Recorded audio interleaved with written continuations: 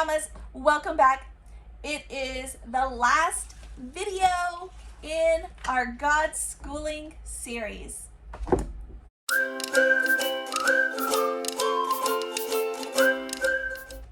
Hey mamas, welcome back. I am Laura Wilkie with Down Home with Lemon Pie. I am glad that you guys are joining me, and I have been going through this book right here by Julie Polanco, Godschooling, and this is the last video. We have done 6 videos already. This is video number 7, and I am excited to share this one with you guys because I'm going to show you how we are utilizing this in our home.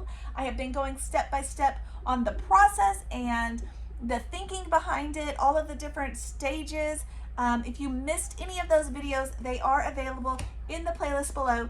It is titled Homeschool Fellowship Friday. And if you want to see other things about homeschooling, this is my favorite time to share it with you guys on Fridays, when I can share with you guys book reviews, curriculum reviews, things that we're doing, things that we're not doing, and why. And right now, like I said, we're in a series. So it is the Godschooling series, and it has been super fun. I told you guys this is my highlighter book, and I have been highlighting and going through it the whole time. And like I said, this is our last video. This is how we're doing it in our home. Changes we're going to make for next year. So let's get started. Okay, a lot of this video was confirming. It was confirming to a lot of things that we have already been doing in our homeschool, and things that I've already talked about with you guys. And also it gave me some freedom to take on some extra things, and I'm excited about that.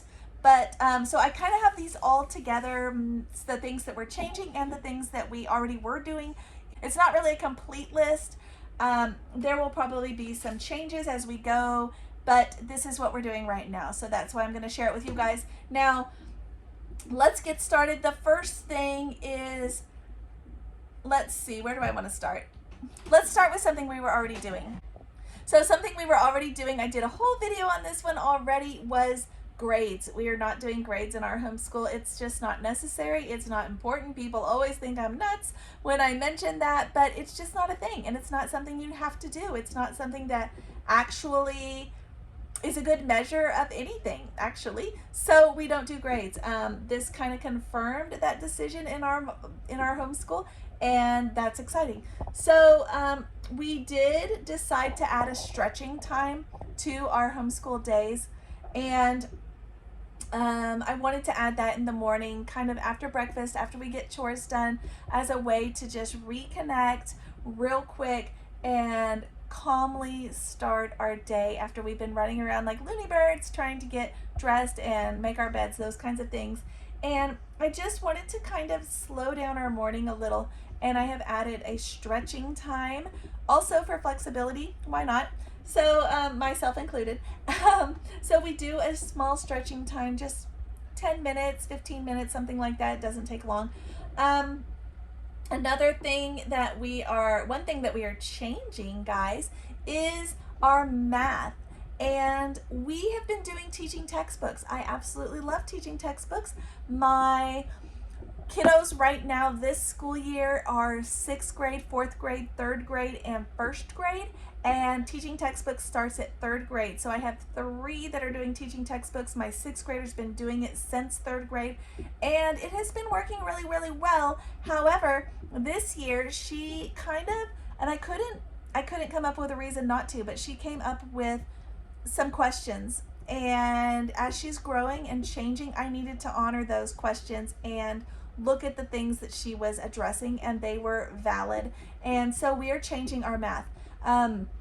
She was asking us a lot of questions about, when do you ever use this in your day-to-day life?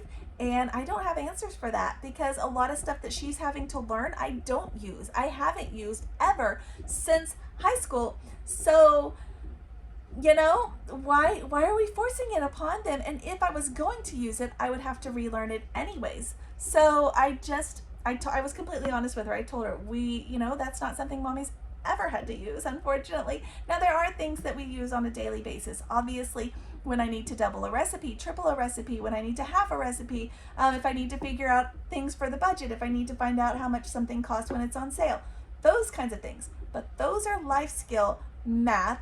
And so that is what we're going to start focusing on. No, we're not giving up multiplication. No, we're not giving up addition. No, we're not giving up speed test and learning how to do those math facts quickly.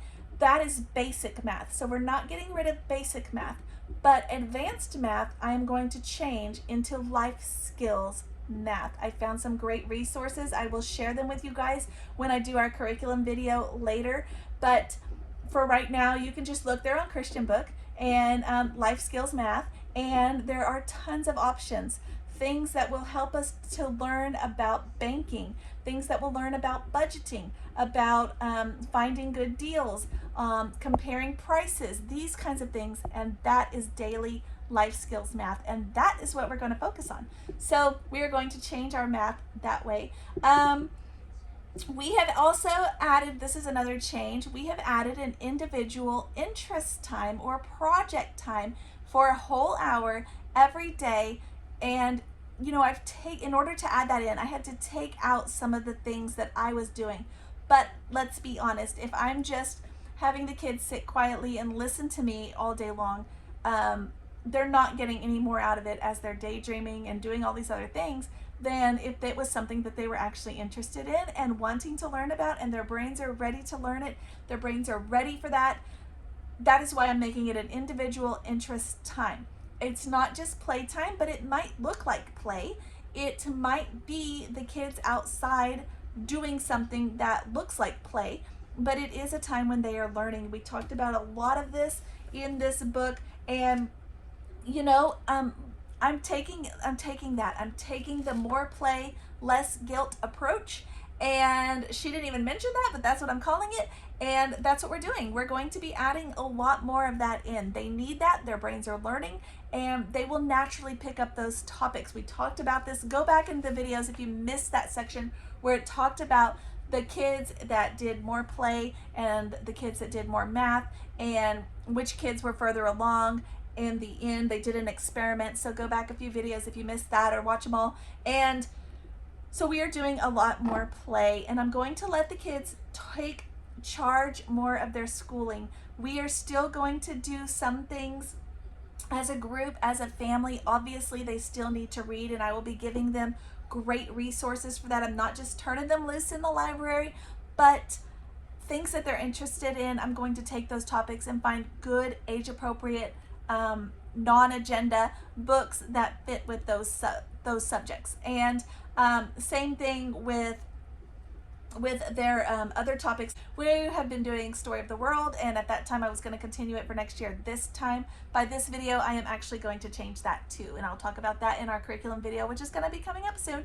And so stay tuned, subscribe if you haven't, and if you already have, look for that. But I am going to be changing our history, and history we still do as a group. Bible we still do as a group. Science topics for the most part we still do as a group. But if there's something that that kid wants to focus on that I'm not focusing on, for example, right now we are doing food science in our homeschool as a group. We are doing food science, but I have some kiddos that are really interested in spies. And so during their project time, they might choose to do a spy thing, or they might choose to focus on rocks, or they might choose to focus on needle felting, or they might choose to, you know, it might be a, I have one daughter who is on her own, completely not guided or encouraged by me at all, has decided to do a study on the 50 states. And she's even reading about each one and then writing up a little one-page paper about each one. And they will come to you and start doing these things on their own, because it is, I don't even know how to phrase it. It's just confirming for them that they are doing a good job. So this talks about if they're not doing that kind of stuff, you know, it's not to be fretful or worry about it. But so I've got kiddos that are focusing on different projects and interest time. I'm going to be setting out certain things during that time that they can work on, and if they don't want to work on, they don't have to. They can do something else. It's just kind of their interest time, and it's a 1 hour every day, so I like that. I'll share more about that later. I am, like I said, loosening our schedule to have more time. Homeschoolers need time.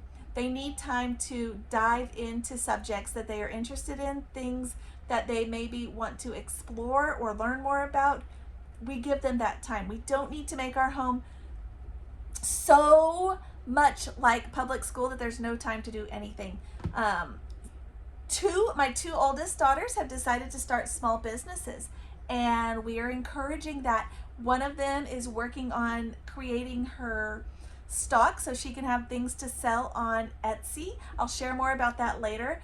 And my other one is still kind of working on exactly how she wants her little business to work, and they are both looking to start small businesses. I'm excited for them. They are 10 and 12, and we are totally encouraging that.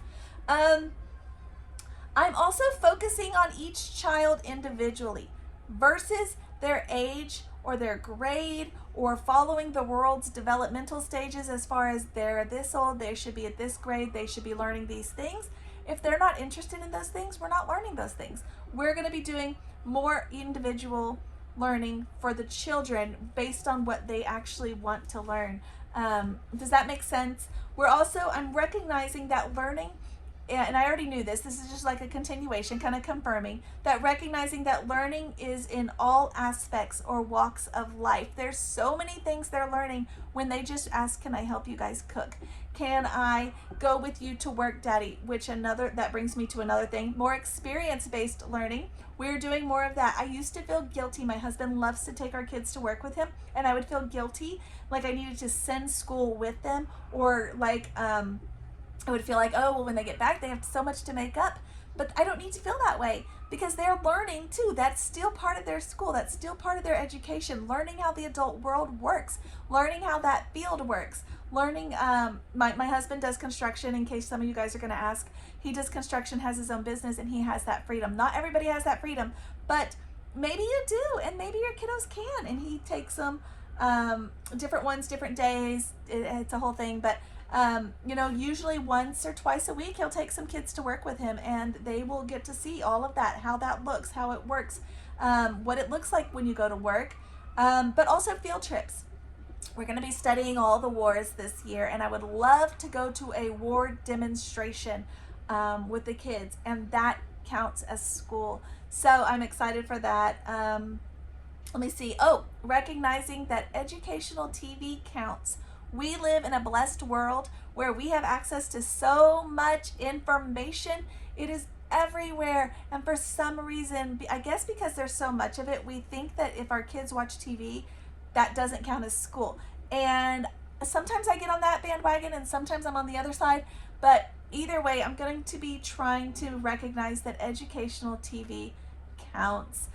We've always done nature documentaries, but my husband loves to show the kids like gold mining shows, or historical shows, or shows where they're searching or solving mysteries about history, things like that, or about locations. He loves to watch those with the kids, and the kids love it too. So just recognizing that just because your kids are watching TV doesn't mean that they're not learning, and sometimes the world will tell us that. I am already starting to look for community in our community, for opportunities for teens. I am seeing a lot of good things that I'm looking into for the future as our girls get a little bigger. So that is something that I'm looking at. She has some great options in here. I'm going to be looking into those as well. So we are going to look at that. Let me see.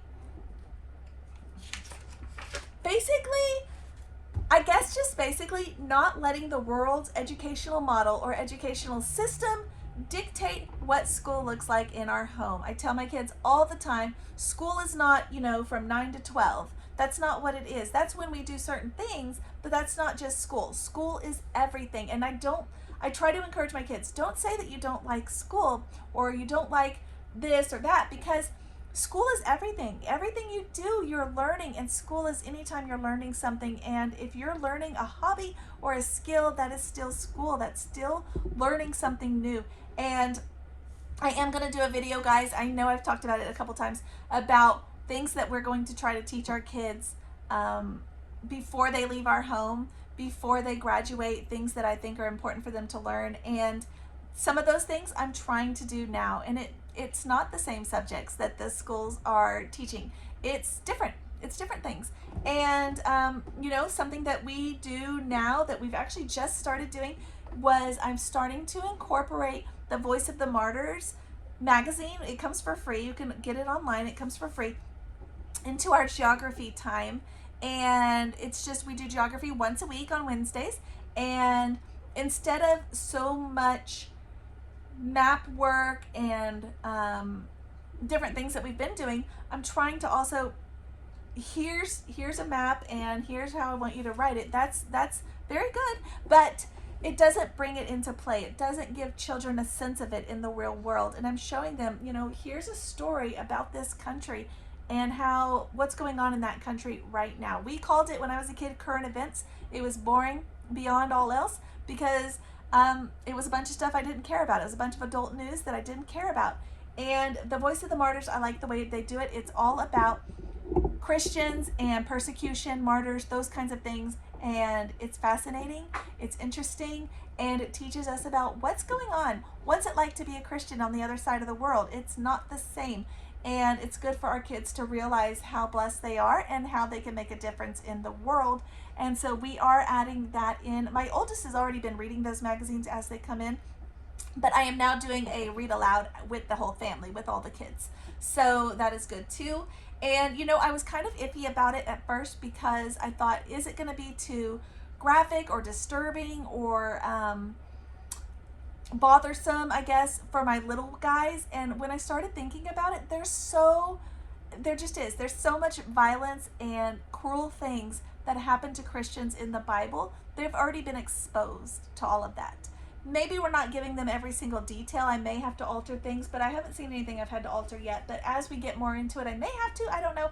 But they already know that that kind of stuff happens if you're teaching them the Bible. So it's just showing them that it's not all in the past, it's also today. So I like that as well. But we're just trying to loosen up our schedule. We're getting rid of some extracurricular activities that have been kind of bogging us down, being a weight on our shoulder, a stress on our time and on our lives and on our family.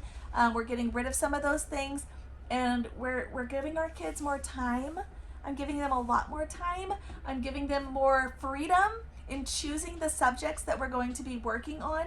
We are going to do a science, but what science? We are going to be doing some reading, but what exactly are we going to be reading? What subjects? Is it going to be a mystery? Is it going to be a historical fiction? Is it going to be, you know, nonfiction? Whatever.